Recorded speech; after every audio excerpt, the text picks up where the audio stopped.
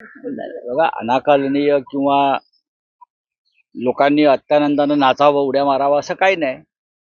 हे बीजेपीचेच अंधभक्त उड्या मारतायत.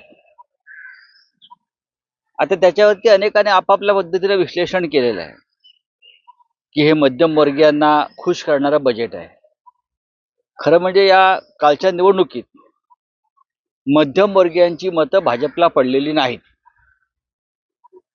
ईव्हीएमच्या माध्यमातून मध्यमवर्गीयाची मतं जी चोरली आणि त्याच्यामुळे मध्यमवर्गीय जो धक्क्यात आहे, शॉकमध्ये आहे, त्या मध्यमवर्गीयांना हे मधाचं बोट लावण्याचा प्रयत्न आहे. प्रत्यक्षात या सगळ्या कागदावरच्या बजेटमधून लोकांना काय मिळतंय, काय मिळणार आहे, यासाठी थोडा वेळ द्यावा लागेल. आता फक्त जे अर्थतज्ञ आहेत त्यांची भाषणे आपण ऐकायची आहेत, त्यांनी केलेलं विश्लेषण वाचायचं आहे. प्रत्यक्षात काय होईल यासाठी थोडा वेळ जावा लागेल. बोला. मात्र बिहारचा हा संकल्प आहे. महाराष्ट्रासारख्या राज्याला काय मिळालं बिहारच्या तुलनेत?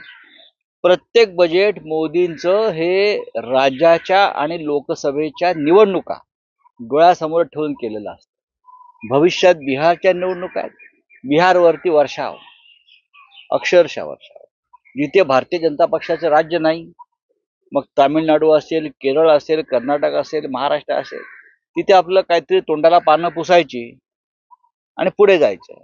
आणि मग भाजपचे जे लोक आहेत अंधभक्त, ते टाळ वाजवत बसतात.